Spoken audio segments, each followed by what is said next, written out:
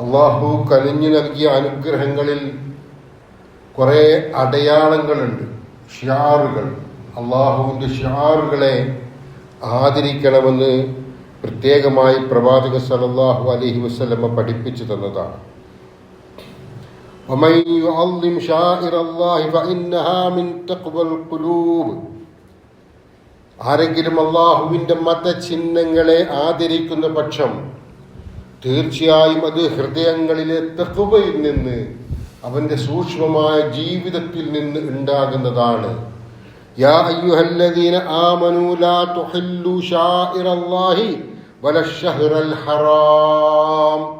സത്യവിശ്വാസികളെ, അള്ളാഹുവിൻ്റെ മതചിഹ്നങ്ങളെ നിങ്ങൾ അനാദരിക്കരുത്, പവിത്രമായ മാസങ്ങളെയും. അള്ളാഹു കനിഞ്ഞു നൽകിയ കുറേ ഷിയാറുകളുണ്ട്. സഫാ മർവയെ കുറിച്ച് പറയുന്നിടത്ത് അള്ളാഹുവിൻ്റെ ചിഹ്നങ്ങളാണ്, ഷിയാറുകളാണെന്ന് പറഞ്ഞിട്ടുണ്ട്. അതുപോലെ പ്രവാചകൻ സല്ലല്ലാഹു അലൈഹി വസല്ലമ വ്യക്തമാക്കി തന്നതും ഖുർആനിലൂടെ സൂചിപ്പിക്കപ്പെട്ടതുമായ 4 മാസങ്ങൾ, അതിനെ പവിത്രമായ മാസങ്ങളെന്ന് വിശേഷിപ്പിക്കപ്പെട്ടിട്ടുണ്ട്. വിശുദ്ധ ഖുർആൻ പറയുകയാണ്, ഇന്ന ഇദ്ദത ശുഹൂരി ഇൻദല്ലാഹി 12 ശഹ്റൻ ഫീ കിതാബില്ലാഹി യൗമ ഖലഖസ് സമാവാതി വൽ അർള മിൻഹാ അർബഅത്തുൻ ഹുറും. ആകാശങ്ങളും ഭൂമിയും സൃഷ്ടിച്ച ദിവസം അള്ളാഹു രേഖപ്പെടുത്തിയതനുസരിച്ച് അള്ളാഹുവിൻ്റെ അടുക്കൽ മാസങ്ങളുടെ എണ്ണം 12. അവയിൽ 4 വിലക്കപ്പെട്ട മാസമാണ്. അർബഅത്തുൻ ഹുറും, യുദ്ധം വിലക്കപ്പെട്ട മാസമാണ്. ദാലിക ദീനുൽ ഖയ്യിം, അതാണ് വക്രതയില്ലാത്ത മതം, ഏറ്റവും ശുദ്ധമായ മതമാണത്. ഫലാ തദ്ലിമൂ ഫീഹിന്ന അൻഫുസകും. അതിനാൽ ആ 4 മാസങ്ങളിൽ, ആ മാസങ്ങളിൽ നിങ്ങൾ നിങ്ങളോട് തന്നെ അതിക്രമം കാണിക്കരുതേ. 12 മാസം പടച്ചവൻ സംവിധാനിച്ച പ്രകൃതിയിലെ നമുക്ക് ജീവിതം മുന്നോട്ട് കൊണ്ടുപോകാനുള്ള ആവശ്യങ്ങളുമായി ബന്ധപ്പെട്ടിട്ടുള്ളതാണ്. അതിൽ പ്രത്യേകമായി 4 മാസം അതൊന്നുകൂടി പവിത്രമാണെന്ന് വിശദീകരിച്ചിരിക്കുന്നു. എന്നാൽ ഈ 4 മാസം ഏതൊക്കെയാണെന്ന് പ്രവാചകൻ സല്ലല്ലാഹു അലൈഹി വസല്ലമ വ്യക്തമാക്കുന്നുണ്ട്. അസ്സനതു 12 ശഹ്റൻ മിൻഹാ.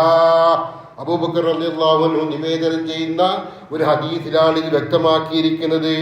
ഒരു വർഷം 12 മാസമാകുന്നു. അർബഅത്തുൻ ഹുറുമുൻ, അതിൽ 4 പവിത്രമാക്കപ്പെട്ട മാസമാണ്. സലാസുൻ മുതവാലിയാത്തുൻ ദുൽഖഅദ വദുൽഹിജ്ജ വൽ മുഹറം. അതിൽ 4 പവിത്രമാക്കപ്പെട്ട മാസത്തിൽ 3 തുടർച്ചയായി വരുന്നതാണ്. ദുൽഖാദും ദുൽഹജ്ജും മുഹറമും. ഹജ്ജ് മാസവും അതിന്റെ മുമ്പിലും പിമ്പിലുമായി വരുന്ന ഓരോ മാസങ്ങളും.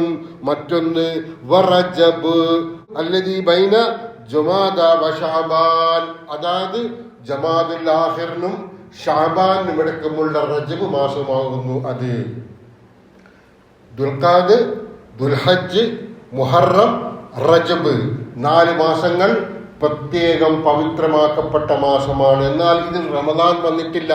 അതിന്റെ പവിത്രതയ്ക്ക് എന്തെങ്കിലും കുറവുള്ളത് കൊണ്ടാണോ? അല്ല. അതിനതിൻ്റെതായ പവിത്രതകൾ വേറെയുണ്ട്. അത് കുറെ വിശദീകരിക്കപ്പെട്ടതാണ്. സന്ദർഭോചിതമായിട്ട് നമുക്ക് പറയാവുന്നതാണ്. ഈ 4 മാസങ്ങൾ യുദ്ധം വിലക്കപ്പെട്ട, ആരും തമ്മിൽ അതിക്രമങ്ങൾ കാണിക്കാത്ത രീതിയിൽ ഏറ്റവും നല്ല രീതിയിൽ ജീവിക്കാനുള്ള നിർദ്ദേശം അടങ്ങിയ മാസമാണ്. ഈ മാസത്തെ അഥവാ അള്ളാഹുവിന്റെ ഷിയാറുകളായി വിശേഷിപ്പിക്കപ്പെട്ട ഈ പവിത്ര മാസങ്ങളെ ആദരിക്കുക എന്നുള്ളത്, അള്ളാഹു ആദരിച്ച മാസങ്ങളെ നമ്മൾ കൂടി ആദരിക്കുക എന്നുള്ളത് ഈമാനിന്റെ ഭാഗമാണ് എന്നാണ് പ്രവാചകൻ സല്ലല്ലാഹു അലൈഹി വസല്ലം സൂചിപ്പിച്ചിരിക്കുന്നത്. മറ്റു മാസങ്ങളെക്കാൾ ശ്രദ്ധയോടെ നമ്മളെല്ലാ മാസവും അമൽ സ്വാലിഹാത്ത്, നിർബന്ധമായ കർമ്മങ്ങൾ നിർവഹിക്കുന്നുണ്ട്. എന്നാൽ മറ്റു മാസങ്ങളിൽ നിർവഹിക്കുന്നതിനേക്കാൾ കുറച്ചുകൂടി ജാഗ്രതയോടെ, കുറച്ചുകൂടി ശ്രദ്ധയോടെ, കുറച്ചുകൂടി സൂക്ഷ്മതയോടെ ഈ മാസങ്ങളിലെ ആരാധനാ കർമ്മങ്ങൾ നിർവഹിക്കേണ്ടതുണ്ട്. എന്നാൽ നമ്മുടെ മനസ്സിൽ തോന്നുന്നതും നമ്മൾ പ്രവർത്തിക്കാൻ ആഗ്രഹിക്കുന്നതും നമ്മൾ പ്രവർത്തിച്ചു പോകുന്നതുമായ കൊച്ചു കൊച്ചു അബദ്ധങ്ങളുണ്ട്, തെറ്റുകളുണ്ട്. അബദ്ധങ്ങൾ വരാത്തവരായിട്ട് ആരുമില്ല. നമ്മുടെ ചിന്തയിലും നമ്മുടെ പ്രവർത്തനത്തിലുമൊക്കെ അത്തരം പോരായ്മകൾ വന്നേക്കാം. അതിനെപ്പോലും തടയിടാനുള്ള ശ്രമം ഈ മാസങ്ങളിൽ പ്രത്യേകിച്ചും ഉണ്ടാവണം. കാരണം പടച്ചവൻ ആദരിച്ച മാസമാണ്. ഖത്താദ റളിയല്ലാഹു അൻഹു പറയുകയാണ്, തിന്മകൾ ചെയ്യുക, അക്രമം പ്രവർത്തിക്കുക എന്നത് എക്കാലത്തും ഗൗരവമുള്ള കാര്യമാണ്. ഒരിക്കലും സത്യവിശ്വാസിക്ക് പാടില്ലാത്ത കാര്യമാണ് തിന്മ പ്രവർത്തിക്കുന്നതും അക്രമം പ്രവർത്തിക്കുന്നതുമൊക്കെ. എന്നാൽ അള്ളാഹു പവിത്രമാക്കിയ ഈ 4 മാസങ്ങളിൽ തിന്മകൾ ചെയ്യുക എന്നത് അവയല്ലാത്ത മറ്റു മാസങ്ങളിൽ തിന്മകൾ ചെയ്യുന്നതിനേക്കാൾ ഗുരുതരമാണ്, കൂടുതൽ ശിക്ഷ ലഭിക്കുന്ന കാര്യവുമാണ്. നമ്മൾ ഈ പവിത്രമായ മാസങ്ങളെ അവഗണിച്ചാൽ കൂടുതൽ ശിക്ഷ മറ്റു മാസങ്ങളിൽ ചെയ്യുന്ന തെറ്റുകൾക്കുള്ളതിനേക്കാൾ കൂടുതൽ ശിക്ഷ ലഭിക്കാനുള്ള സാധ്യതയുണ്ട്. നമ്മൾ ഈ റജബ് മാസത്തിലാണ് ഇപ്പോൾ ഉള്ളത്. പവിത്രമാക്കപ്പെട്ട 4 മാസങ്ങളിൽപ്പെട്ട ഒരു മാസത്തിലാണ് നമ്മളിപ്പോൾ ഉള്ളത്. ഖത്താദ റളിയല്ലാഹു അൻഹു തുടർന്ന് പറയുകയാണ്, അള്ളാഹു പവിത്രമാക്കിയ മാസങ്ങളിൽ സൽക്കർമ്മങ്ങൾക്ക് വമ്പിച്ച പ്രതിഫലവുമുണ്ട്. സൽക്കർമ്മങ്ങൾക്ക് വമ്പിച്ച പ്രതിഫലവുമുണ്ട്. മറ്റു മാസങ്ങളെ അപേക്ഷിച്ച് ഈ മാസത്തെ ജുമാക്ക്, മറ്റു മാസങ്ങളിലെ ഫർദ് നമസ്കാരത്തെ അപേക്ഷിച്ച് ഈ മാസത്തിലെ അല്ലെങ്കിൽ ഈ 4 മാസങ്ങളിലെ ഫർദ് നമസ്കാരങ്ങൾക്കൊക്കെയും വമ്പിച്ച തോതിൽ മറ്റു മാസങ്ങളെ അപേക്ഷിച്ച് കൂടുതൽ പ്രതിഫലം ഉണ്ട് എന്നും പണ്ഡിതന്മാർ വിശദീകരിച്ചിട്ടുണ്ട്.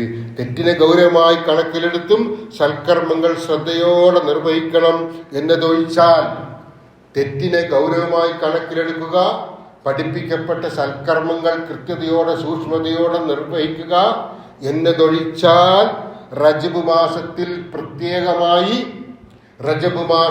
പ്രത്യേകമായി എന്തെങ്കിലും ആചാരങ്ങളോ അനുഷ്ഠാനങ്ങളോ ഇസ്ലാം പഠിപ്പിച്ചിട്ടില്ല എന്നും കൂടി നാം അറിയണം.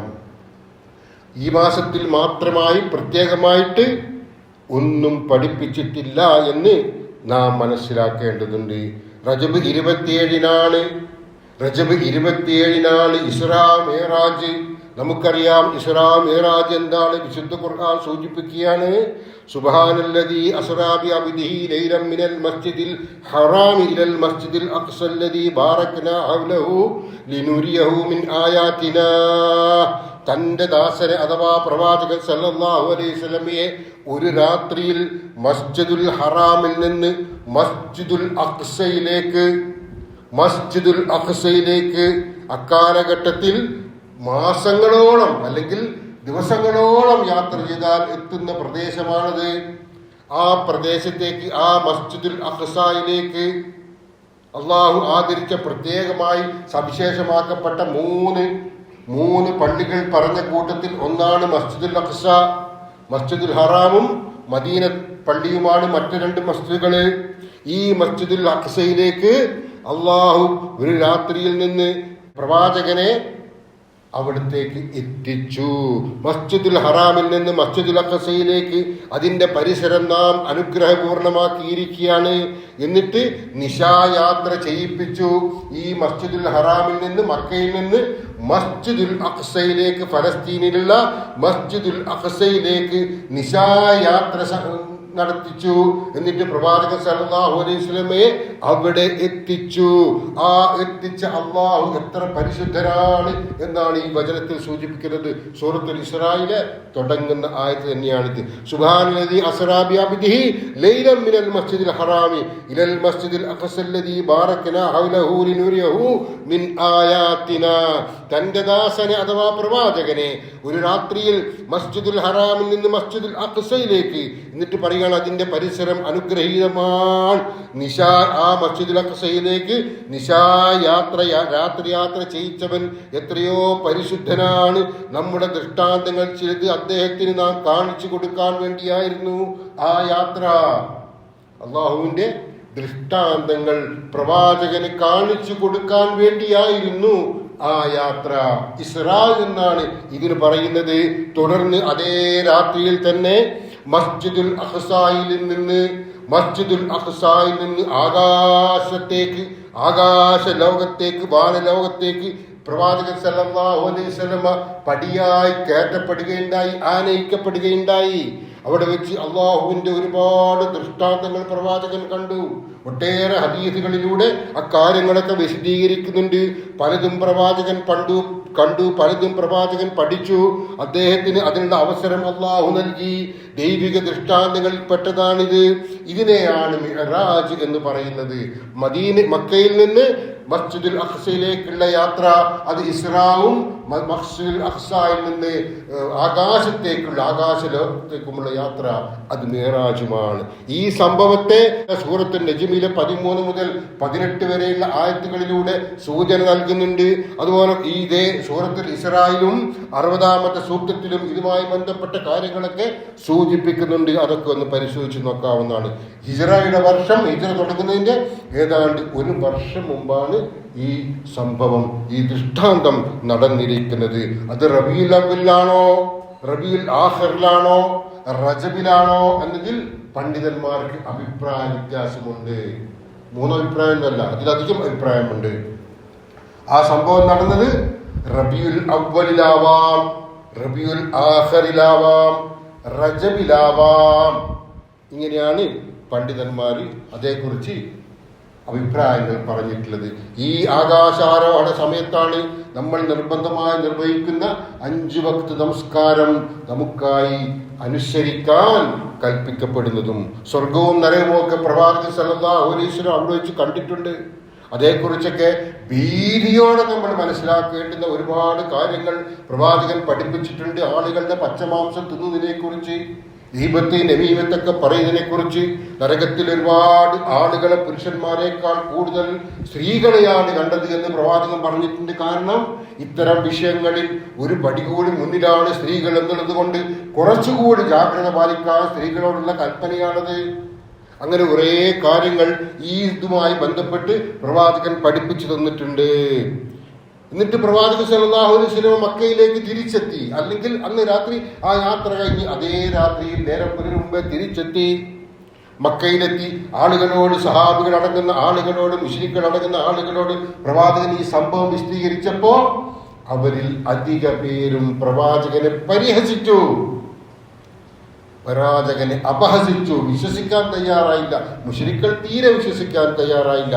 മുസ്ലിങ്ങളിൽപ്പെട്ട ചിലർക്കും ഒരു സംശയം. കാരണം ദിവസങ്ങളോളം, ഏതാണ്ട് 1-2 മാസമെങ്കിലും വരും ഇവിടെ എത്താൻ, യാത്ര ചെയ്തെത്താൻ. അന്നത്തെ യാത്രാ സൗകര്യമൊക്കെ അതാണ്. അവിടെ ഒരു രാത്രി കൊണ്ട് പോയി വന്നു, ആകാശാരോഹണം നടന്നു എന്നൊക്കെയുള്ളത് ഒരു പൊട്ടൻ കഥയായി അവർ മനസ്സിലാക്കി. അള്ളാഹുവിനെ കുറിച്ചുള്ള തിരിച്ചറിവില്ലാത്തത് കൊണ്ടാണത്. എല്ലാറ്റിനും കഴിവുള്ള ഈ പറയുന്ന ആളുകളെ, ഇതിനെ നിഷേധിച്ച ആളുകളെ സൃഷ്ടിച്ച് അതിനൊരുക്കി ആ പ്രകൃതി നൽകിയ, അയാൾക്ക് നിഷേധിക്കാനുള്ള സംസാരശേഷി പോലും നൽകിയ അള്ളാഹുവിനെ കുറിച്ചുള്ള യഥാർത്ഥ തിരിച്ചറിവ് ഇല്ലാത്തത് കൊണ്ടാണ് അങ്ങനെ സംഭവിച്ചത്. അബൂബക്കർ സിദ്ദീഖ് റളിയല്ലാഹു അൻഹു ഈ സംഭവം നടക്കുമ്പോൾ പുറത്തായിരുന്നു. അദ്ദേഹം തിരിച്ചു വന്നപ്പോ അദ്ദേഹത്തോട് മുശ്രിക്കുകൾ ചോദിച്ചു, ഇങ്ങനെ നിന്റെ കൂട്ടുകാരൻ പറയുന്നുണ്ടല്ലോ, എന്താ നിന്റെ അഭിപ്രായം? അബൂബക്കർ സിദ്ദീഖ് റളിയല്ലാഹു അൻഹു പറഞ്ഞു, ഞാനത് വിശ്വസിക്കും. ഇന്നീല ഉസദ്ദിഖുഹു ഫീമാ ഹുവ അബ്അദു മിൻ ദാലിക ഉസദ്ദിഖുഹു ബിഖബരി സമാഇ ഫീ ഖുദുബിഹി ഔ റൂഹിഹി. എന്തായാലും ഞാനിത് വിശ്വസിക്കുക തന്നെ ചെയ്യും. ജിബ്രീൽ എന്ന മാലാഖ നബി സല്ലല്ലാഹു അലൈഹി വസല്ലം നൽകുന്ന വഹി സത്യപ്പെടുത്തുന്ന ആളാണ് ഞാൻ. എനിക്ക് ഈ സത്യപ്പെടുത്തതിൽ, ഈ കാര്യം പ്രവാചകൻ പറഞ്ഞത് സത്യപ്പെടുത്തുന്നതിൽ എനിക്ക് അശേഷം സംശയമേ ഇല്ല. ഇതിനപ്പുറം പ്രവാചകൻ പറഞ്ഞാലും ഞാൻ വിശ്വസിക്കുക തന്നെ ചെയ്യും. അത് ഈമാനാണ്. പ്രവാചകൻ സല്ലല്ലാഹു അലൈഹി വസല്ലമ അഭീഷ്ടമനുസരിച്ച്, സ്വന്തം ഇഷ്ടമനുസരിച്ച് പറയുന്ന ആളെ അല്ല. പ്രവാചകത്വം ലഭിക്കുന്നതിന് മുമ്പേ തന്നെ അവിടുത്തെ ജനങ്ങൾ ഒന്നടങ്കം അംഗീകരിച്ചിരുന്നു. അൽ അമീൻ, കളവ് പറയാത്ത സത്യസന്ധനായ മനുഷ്യനായിരുന്നു പ്രവാചകനെന്ന്. ഒരു സന്ദർഭത്തിൽ പോലും പ്രവാചകൻ ഒരു കളവ് തന്റെ ജീവിതത്തിൽ 63 വയസ്സ് വരെ ജീവിച്ചിട്ട് പ്രവാചകത്വത്തിന് മുമ്പോ ശേഷമോ പറഞ്ഞിട്ടില്ല. നമ്മുടെയൊക്കെ ജീവിതത്തിൽ അനേകം കളവുകൾ നമ്മളുടെ പറയേണ്ടതായി വന്നു പോയിട്ടുണ്ട്. എല്ലാ മനുഷ്യരുടെ കാര്യത്തിലും അതുണ്ടാകാം. എന്നാൽ പ്രവാചകന്റെ കാര്യത്തിൽ പ്രവാചകനെ നിശിതമായി വിമർശിക്കുന്ന ആളുകൾ വരെ, പ്രവാചകനെ ഭ്രാന്തരെന്നും വളരെ മോശമായ രീതിയിൽ പ്രവാചകനെതിരെ ആക്രോശിക്കുന്ന ആളുകൾ വരെ ഒരു സന്ദർഭത്തിൽ പോലും പ്രവാചകൻ കളവ് പറഞ്ഞു എന്ന് പറയാൻ തയ്യാറായിട്ടില്ല. ആ പ്രവാചകൻ എങ്ങനെയാ ഇസ്രാഉം മിഅ്റാജും സംഭവിക്കാത്തത് സംഭവിച്ചു എന്ന് പറയുക? അത് സംഭവിച്ചത് തന്നെയാണ്. അതൊരു സ്വപ്നവുമല്ല, കേവലം സ്വപ്നമാണത്. ഉറങ്ങിൽ കിടക്കുമ്പോൾ മസ്ജിദുൽ അഖ്സയിലെത്തി, പിന്നെ അവിടുന്ന് ആകാശാരോഹണം നടത്തിയ ഒരു സ്വപ്നം നമുക്കും കാണാമല്ലോ. നമുക്ക് അതിനപ്പുറമുള്ള സ്വപ്നവും കാണാം.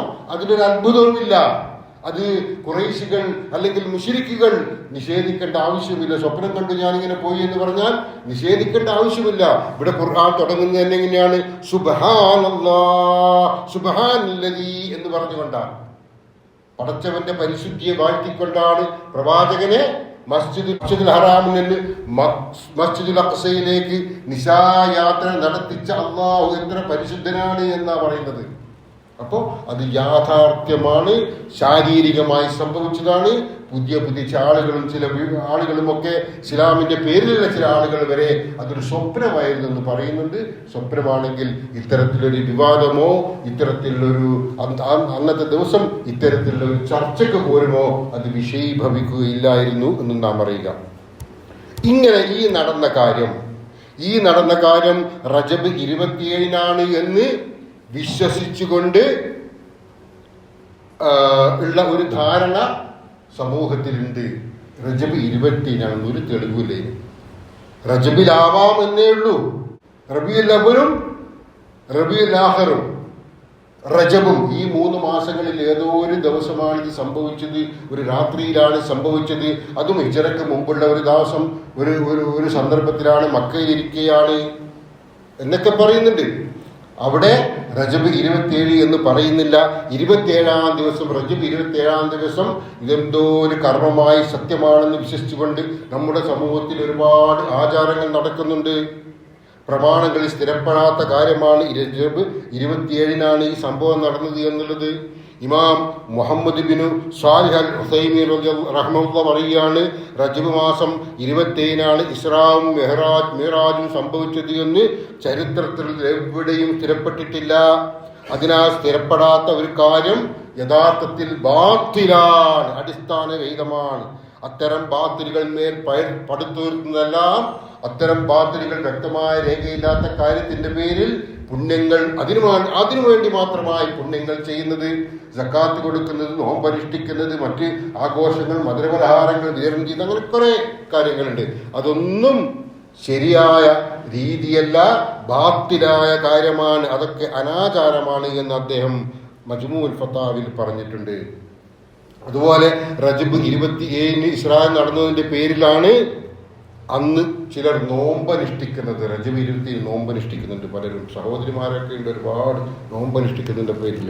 അത്തരം ഒരു നോമ്പ് പ്രവാചകൻ സല്ലല്ലാഹു അലൈഹി വസല്ലം പഠിപ്പിച്ചു തന്നിട്ടേ ഇല്ല. കാരണം റജബ് 27-നാണ് ഇത് സംഭവിച്ചത് എന്നതിന് ഒരു തെളിവുമില്ല. ഒരു തെളിവും പ്രാമാണികമായി ഉദ്ധരിക്കപ്പെട്ടിട്ടില്ല.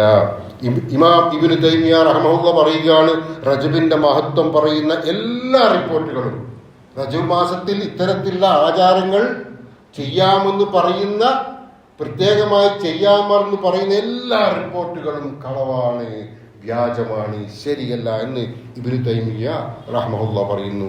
ഇബ്നുൽ ഖയ്യിം റഹ്മഹുല്ലാഹ് പറയുന്നു, റജബ് മാസത്തിലെ നോമ്പിനെ കുറിച്ചും അതിലെ ചില രാത്രികളിലുള്ള നമസ്കാരത്തെക്കുറിച്ചും പറയുന്ന ഹദീസുകളെല്ലാം കെട്ടിയുണ്ടാക്കിയതും കളവുമാണ് എന്ന് അദ്ദേഹം പറയുന്നു. അങ്ങനെ ഓരോ പണ്ഡിതന്മാർ, ഇബ്നു ഹജർ അസ്ഖലാനി അടക്കമുള്ള പണ്ഡിതന്മാർ ഇതിങ്ങനെ വിശദീകരിക്കുന്നുണ്ട്. നമ്മൾ മനസ്സിലാക്കേണ്ടത് റജബ് മാസം അള്ളാഹു ആദരിച്ച മാസമാണ്. പുണ്യമായി വിശേഷിപ്പിക്കപ്പെട്ട 4 മാസങ്ങളിൽപ്പെട്ട ഒന്നാണ്. ആ മാസത്തിൽ നമ്മൾ സാധാരണ നിർവഹിക്കുന്നത് പോലുള്ള കർമ്മങ്ങൾ നിർവഹിക്കുക. അതിനപ്പുറം ആ മാസത്തിൽ പ്രത്യേകമായിട്ട് ഒന്നും, ഒരു നോമ്പോ പ്രത്യേകമായൊരു സക്കാത്തോ ഒന്നും പ്രത്യേകം പഠിപ്പിക്കപ്പെട്ടിട്ടില്ല. അതുപോലെ ഈ ദിവസത്തിൽ, ഈ റജബ് മാസത്തിൽ ആദ്യത്തെ ജുമാ ഇന്നാണെന്ന് തോന്നുന്നു, ആദ്യത്തെ ജുമാ ഇന്നൊരു 12 റക്അത്ത് നമസ്കാരമുണ്ട് ചിലർ നിർവഹിക്കുന്നു. ആഗ്രഹ സബലീകരണ നമസ്കാരം എന്നാ പറയുക, സലാത്തുൽ റായിബ്. അങ്ങനെ ചില നമസ്കാരമുണ്ട്, 12 റക്അത്ത് നമസ്കാരം. അതിനും ഒരു അടിസ്ഥാനവുമില്ല. പ്രവാചകന്റെ വഫാത്തിന് ശേഷം 400 കൊല്ലം കഴിഞ്ഞ ശേഷം മാത്രം ഉണ്ടായ ഒരു ബിദ്അത്ത്, ഒരു അനാചാരം മാത്രമാണിത്.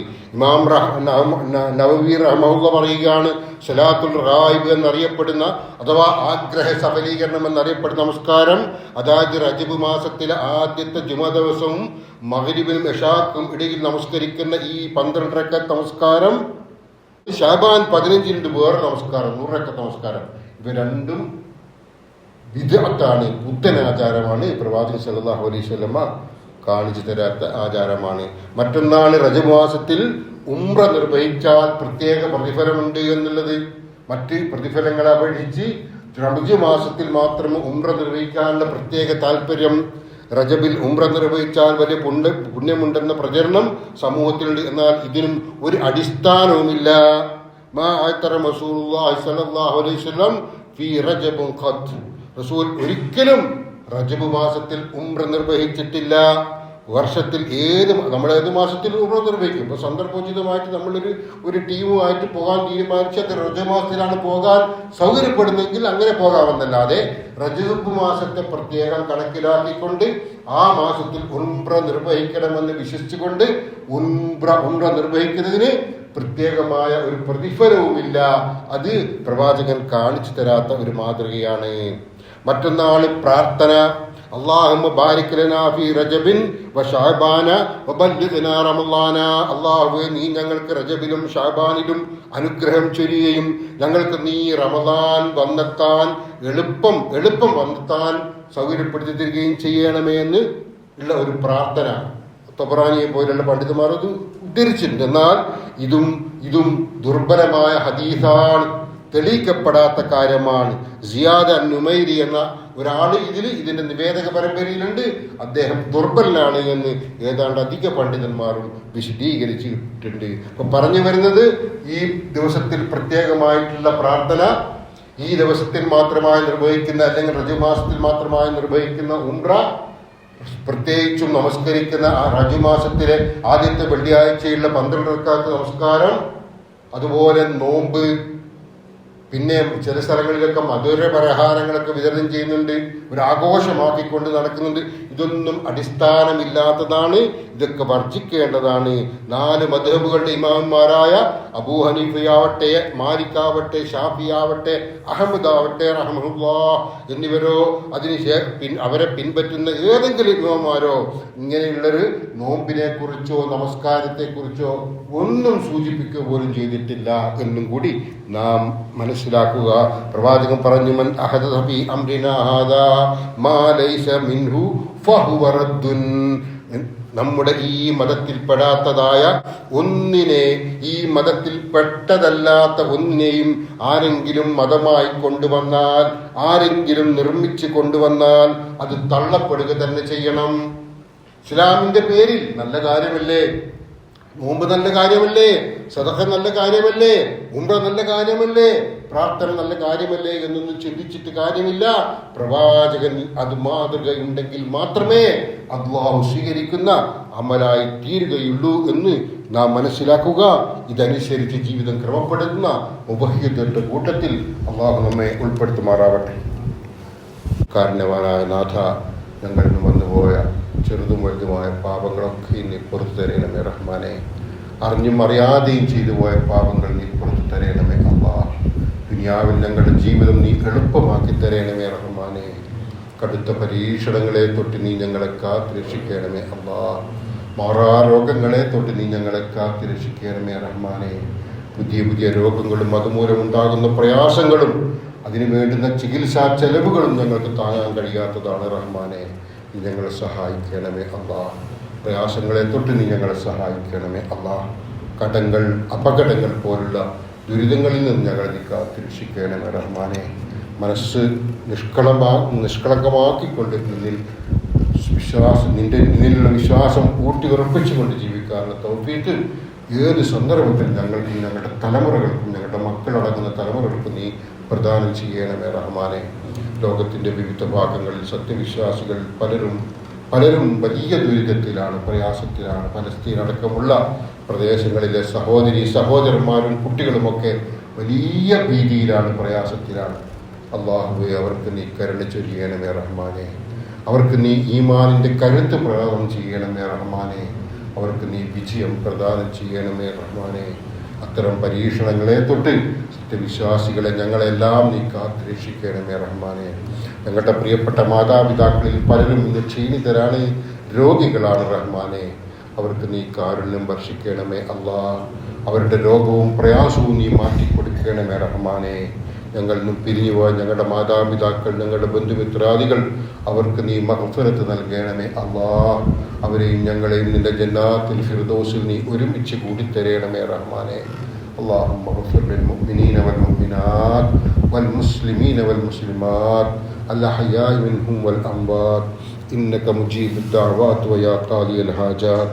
ربنا لا تزغ قلوبنا بعد إذ هديتنا وهب لنا من لدنك رحمة إنك أنت الوهاب. اللهم أجرنا من النار، اللهم أجرنا من النار، اللهم أجرنا من النار. ربنا آتنا في الدنيا حسنة وفي الآخرة حسنة وقنا عذاب النار. أقم الصلاة.